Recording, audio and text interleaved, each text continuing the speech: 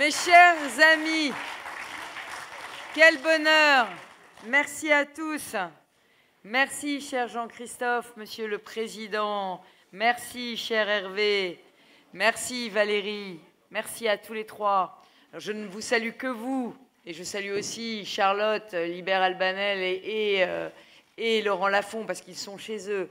Mais à travers vous, je salue tous les grands élus de l'UDI qui sont dans cette salle, et je salue aussi tous les conseillers nationaux de l'UDI qui sont là. Vraiment, votre investiture m'honore. Elle m'honore, elle m'engage et elle m'oblige. Elle me va droit au cœur et nous voilà maintenant partant ensemble à la bataille. Là, la bataille, parce que pour rassembler un pays, eh bien, il faut d'abord rassembler ses amis. Et c'est fait. La famille de la droite et du centre est désormais prête à aller bâtir l'alternance dont notre pays a tant besoin.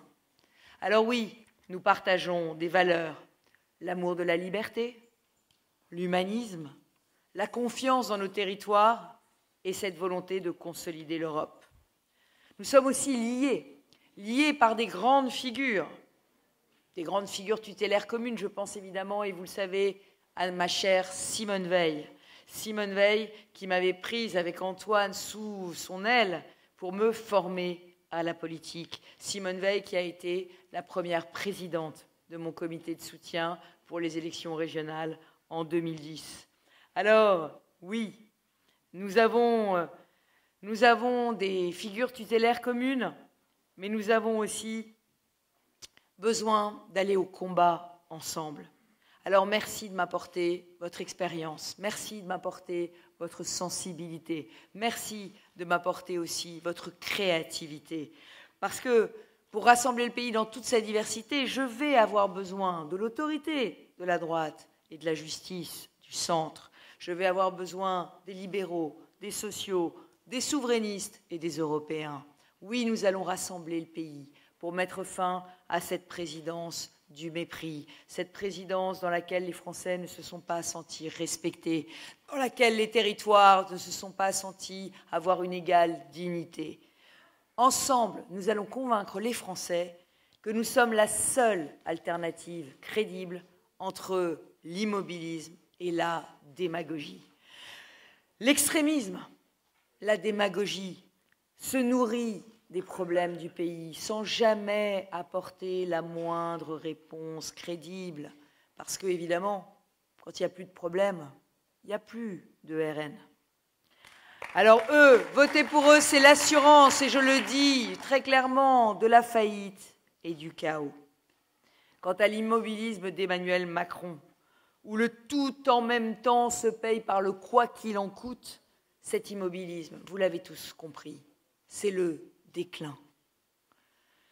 La campagne qui s'annonce va être décisive. Emmanuel Macron use et abuse de la crise sanitaire pour tenter de confiner le débat.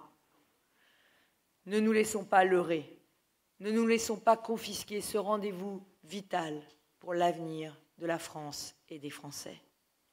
Il ne faut pas s'y tromper. Nous vivons une période très dangereuse et on ne peut qu'être vraiment frappé par la cécité du chef de l'État face au gouffre qui s'ouvre en ce moment sous nos pieds. En fait, à force d'immobilisme, la France continue de décrocher.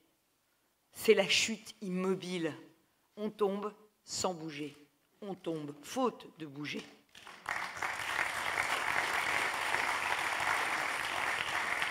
Alors, j'entends comme vous l'autosatisfaction permanente du chef de l'État et de ses ministres. Je les invite à plus d'humilité.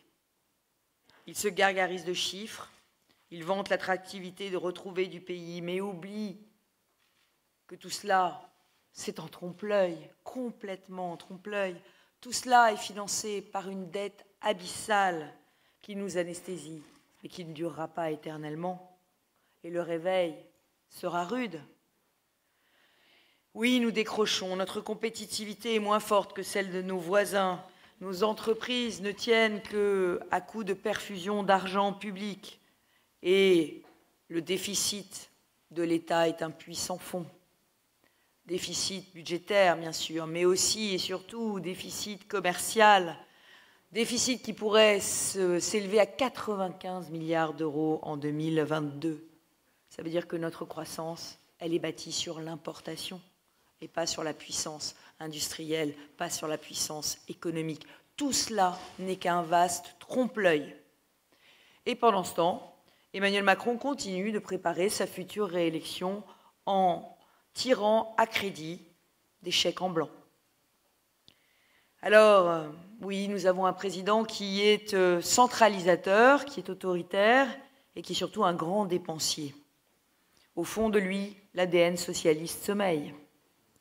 Il n'a pas réformé nos structures publiques, il n'a pas débureaucratisé. Vous l'avez dit, à force de vouloir être partout, l'État a été nulle part. On voit un Emmanuel Macron qui se cogne comme un bourdon aux quatre murs du « en même temps ». Le grand dépassement qu'il voulait pour la France, ce grand dépassement est en train de devenir un grand déclassement.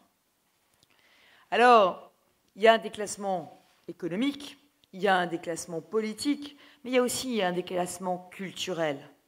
Je vois l'émergence de ces théories de la déconstruction de la personne, le wokisme, l'indigénisme, le complotisme qui sont en train de fleurir partout. Et ce fatras conceptuel résonne comme une forme d'appel au conflit, à la fracture. C'est la négation de notre tradition humaniste et républicaine, à laquelle vous et moi sommes si attachés. Moi, ce que je veux, c'est une République française une et indivisible, une République française qui assume ses valeurs universelles. Je récuse à Emmanuel Macron quand il prétend qu'il n'y a pas une culture française, mais des cultures en France. Je m'inquiète de son goût pour la réécriture et la déconstruction de l'histoire. Et je le dis, ça n'est pas le nouveau monde.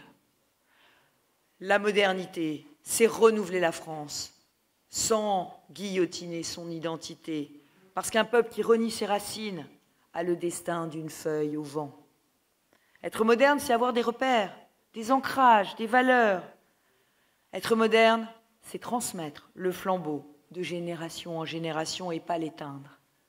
Alors, je ne me reconnais pas dans une société liquide, bougiste, parce que je vois dans ce nomadisme, je ne le vois pas dans ce nomadisme, la solidité de la République. Ce bilan que je viens de dresser dessine les contours d'une crise profonde, d'une société fracturée. Et cette société, elle se fracture face à la crise d'autorité. D'autorité politique, mais d'autorité sécuritaire, judiciaire et morale aussi. Comment admettre qu'en France, en 2022, des policiers, des enseignants, des maires, des pompiers, des médecins, des pharmaciens que les antivax menacent, puissent se faire insulter, caillasser, agresser en accomplissant leurs devoirs? Comment admettre l'impunité totale qui règne dans les quartiers oubliés de la République? Ces fameuses zones de non-droit que nous connaissons tous bien ici, et toi particulièrement, Jean-Christophe, qui sont devenues celles de tous les droits, le droit du plus fort, le droit des trafiquants, des délinquants. Ensemble, nous ne l'acceptons plus. Nous n'acceptons plus la culture de l'excuse et du laisser-faire, qui blesse 10 millions de victimes d'atteintes aux biens et aux personnes par an. Voilà pourquoi je veux un plan de sauvetage en urgence de notre justice, pour en finir avec le terreau de l'insécurité qui gangrène au quotidien le moral des Français. Sur la question des quartiers, on l'a dit, Emmanuel Macron a commis une faute en enterrant le rapport de votre président fondateur, Jean-Louis Borloo, avec des propos qui furent applaudis par tous ceux qui font à la France un procès en racisme. Alors nous allons établir une stratégie nationale anti-ghetto sur 10 ans, autour de 3 piliers. Le rétablissement de l'autorité, bien sûr, mais surtout la recherche d'une mixité sociale réelle en instaurant un plafond de 30% de logements très sociaux par quartier, un plafond anti-ghetto, un plafond pour la mixité sociale.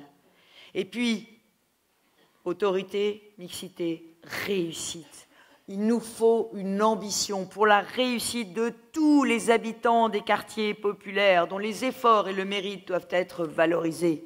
Nous serons durs avec le crime, mais nous serons fraternels avec tous ceux qui veulent s'en sortir et nous allons les aider. C'est ça la promesse républicaine, c'est ça notre France.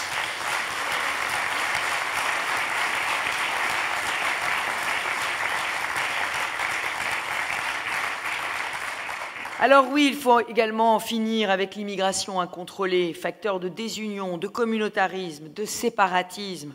Il faut reprendre la main sur nos flux migratoires avant que cet incontrôle fasse voler la République en éclats. Le bilan migratoire du président Macron mérite un 0 pointé. Augmentation du nombre de demandeurs d'asile, augmentation des titres de séjour pour soins, augmentation de l'immigration familiale, augmentation du nombre d'acquisitions de la nationalité française, chute des expulsions de clandestins. Les chiffres de 2021 nous disent une seule chose, et elle est grave.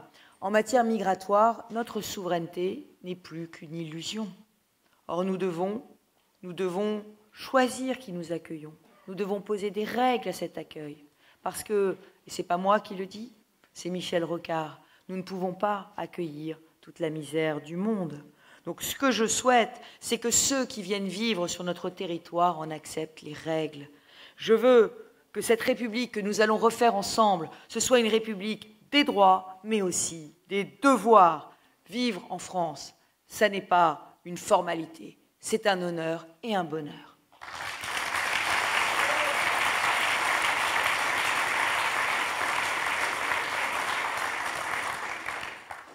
Alors, mes amis, nous allons mettre fin à la verticalité forcenée d'un Jupiter qui se prend pour l'Olympe tout entier.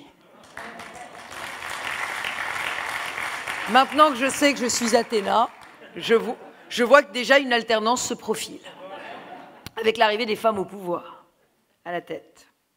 Alors la France a aussi besoin de liberté.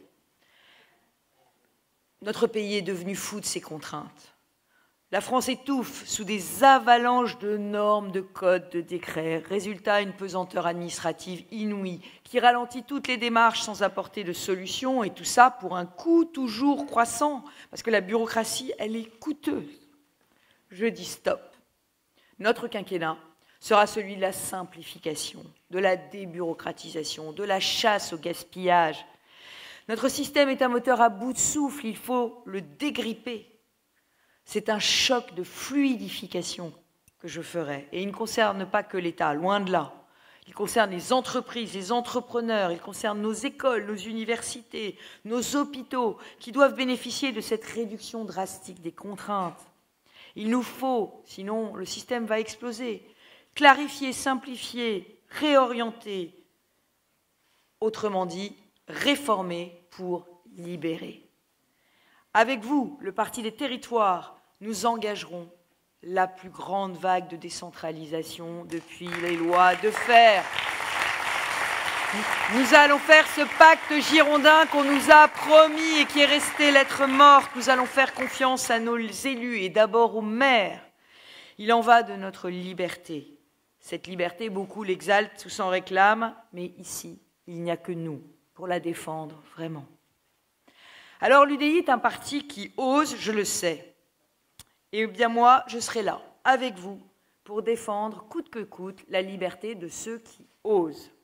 Ces agriculteurs qui garantissent notre souveraineté alimentaire, ces industriels et ces ouvriers qui combattent chaque jour une désindustrialisation galopante, ces chefs d'entreprise qui ont soif d'investir, soif de développer leur activité, soif d'embaucher. Il est vital d'abandonner définitivement cette culture de la défiance, cette culture de la norme, de l'impôt, pour se convertir à la culture du travail, de l'investissement et de l'innovation. Car la liberté, c'est avant tout la volonté de créer autre chose, de préparer l'avenir. La France a besoin de culture, elle a besoin d'innovateurs. Notre pays doit retrouver sa place au premier rang des nations des nations qui savent, des nations qui cherchent. D'où ma volonté d'un sursaut national pour l'école. J'appelle à un projet de nation éducative qui concentre toutes ses forces dans la transmission du savoir, dans la formation des jeunes et dans sa recherche. Oui, nous allons réhabiliter la confiance dans le progrès. Je ne veux plus d'une société de la précaution excessive, je veux une société de l'innovation.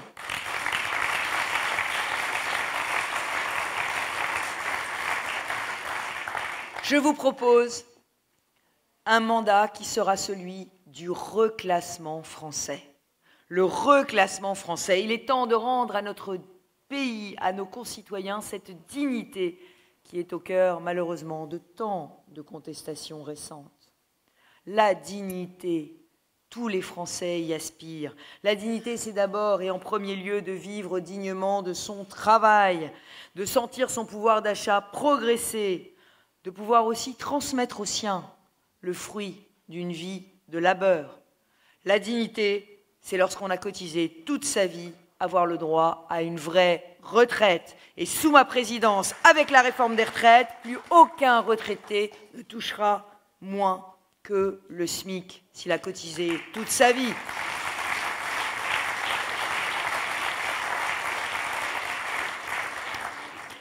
Et puis, je vais vous parler de la famille. Pour moi, pour vous, la famille, c'est la pierre angulaire de la société. Et à juste titre, il faut en refaire un pilier. Et ce pilier, il s'est fissuré. Méprisé par François Hollande, délaissé par Emmanuel Macron, la famille marque douloureusement le pas. En 10 ans, le nombre de naissances a diminué de 11%. Et un pays qui est en déclin démographique sera inéluctablement en déclin tout court. Alors, avec vous, je veux relancer une politique familiale universelle. Universelle parce que le passage des générations est essentiel, parce que vous et moi, nous croyons à la transmission.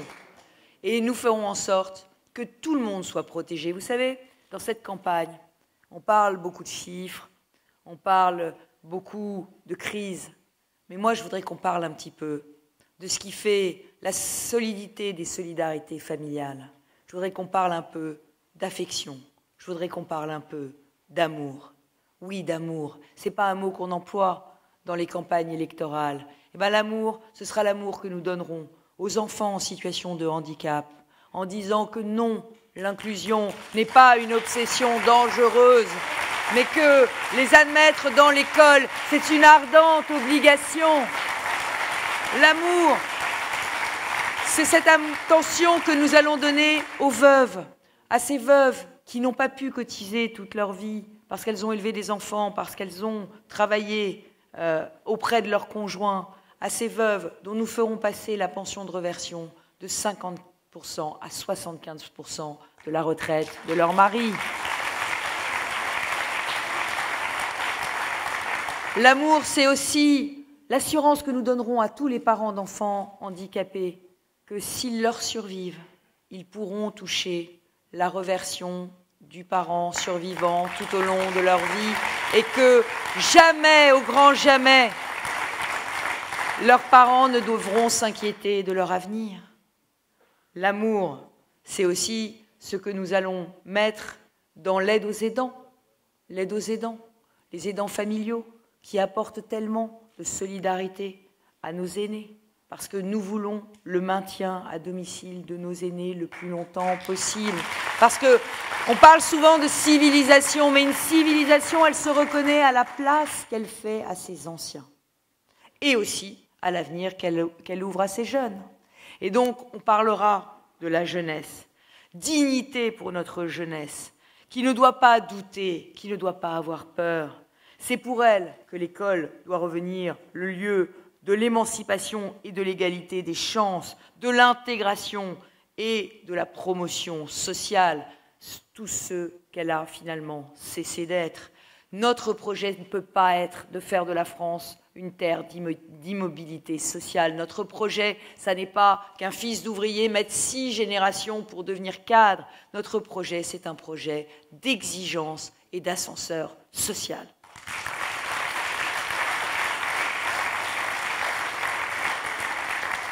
Alors, je vais achever mon propos en abordant un sujet insuffisamment traité depuis ce début de campagne, mais il y en a eu tellement. Tu as très bien dit, Valérie, que dans la primaire de la droite, c'était un scandale. Moi, j'avais demandé à parler d'éducation, j'avais demandé à parler de jeunesse, j'avais demandé à parler de santé. Et évidemment, on ne nous a renvoyé qu'au sujet régalien. Mais vous l'avez compris, mon projet est un projet global et il englobe évidemment tous les aspects économiques et sociaux qui sont si importants pour notre pays. Alors, je voudrais parler en dernier de l'écologie. Cette écologie qu'il nous appartient d'incarner sans complexe. Une écologie qui dit non aux idéologues et aux Cassandres de tout poil. Nous voulons une écologie des résultats, des solutions qui existent, qui sont innovantes, qui sont réalistes. Nous voulons bâtir une nouvelle croissance durable, sobre, du recyclage, de l'économie circulaire, mais pas une décroissance qui mettrait tous les Français sur la paille. Nous incarnerons cette écologie du concret, celle qui protège la biodiversité, celle qui protège nos forêts, nos rivières, nos paysages, celle qui sort des énergies fossiles, en aidant les Français à changer leurs véhicules, en épaulant nos entreprises pour la transformation de leur modèle de production, celle qui produit local, celle qui produit en France, celle qui développe les énergies renouvelables, mais tout en réinvestissant dans notre filière nucléaire, sans laquelle il n'y aura pas de neutralité carbone en 2050. Et celle qui, face aux pays qui ne respectent pas nos normes environnementales, impose une vraie taxe carbone aux frontières et pas le trompe-l'œil annoncé. Alors oui, la taxe carbone européenne, mes chers amis, l'Europe, c'est votre combat de toujours. Ce fut celui de Giscard d'Estaing, de Simone Veil. L'Europe, c'est notre héritage. L'Europe, c'est un héritage qui est façonné par la philosophie antique, par l'humanisme, par la foi chrétienne, mais aussi par l'esprit des Lumières. Son cœur résonne dans ses valeurs, la liberté, l'humanisme, l'état de droit. Aujourd'hui, cette Europe, elle est en danger. Elle est fragilisée par la démagogie et par l'hypocrisie de ceux qui prétendent sauver la France en sabordant l'Europe. Alors nous avons un immense devoir qui nous attend. Réhabiliter l'Europe avant que les populismes ne la détruisent.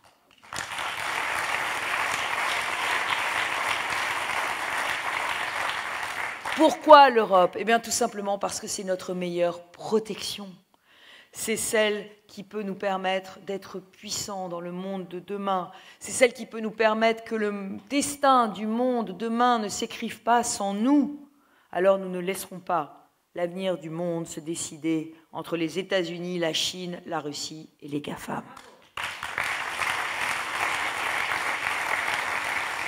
Oui, je le dis, l'Europe ne peut pas devenir le maillon faible du village global qui perd à tous les coups dans la compétition mondiale. Alors pour cela, nous devrons nous montrer fermes, savoir défendre les nôtres et affirmer notre indépendance.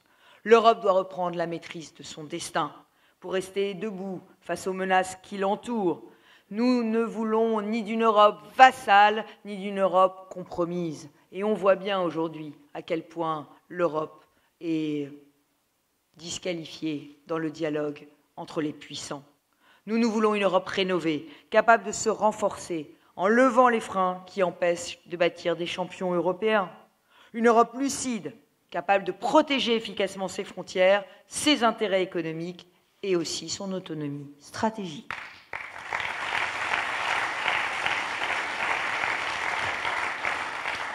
Tu l'as dit, Jean-Christophe, mercredi, Emmanuel Macron s'exprimait devant le Parlement européen. Et ce fut une vraie déception. Car les Européens ne s'attendaient pas à ce qu'on détourne la présidence française pour une campagne présidentielle. Ça n'est pas à la hauteur des enjeux. Mais pour avoir une voix forte à l'extérieur, je le dis, la France doit être forte à l'intérieur et on en est loin.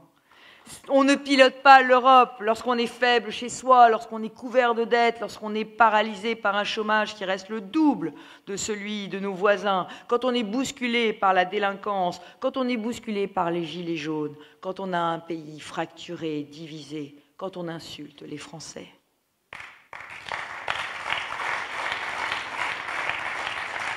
Mes amis, avec vous aujourd'hui, je sens s'élargir la droite. Et c'est important de s'élargir, c'est important de se rassembler. Je le sais, le moment est venu. Le moment est venu, je suis prête avec vous à présider la France. Je suis prête à assumer ses responsabilités. La France que nous aimons, nous allons la redresser ensemble avec tous ses talents, avec toutes ses forces vives. Parce que oui, pour présider la France, il faut rassembler le peuple et pas le diviser. Nous rassemblerons le peuple derrière ce projet. Et nous voulons une France fière et conquérante, parce que nous n'avons pas à nous excuser d'avoir une belle histoire. Nous n'avons pas à nous excuser d'avoir eu des héros. Nous n'avons pas à nous excuser de la France éternelle. Alors oui, pas de repentance, mais la fierté française retrouvée dans une belle Europe. Voilà le projet, mes chers amis, que je vous invite à porter tous ensemble. Un projet humaniste, un projet solidaire, un projet de liberté et un projet d'autorité. Merci à tous. Vive la République et vive la France.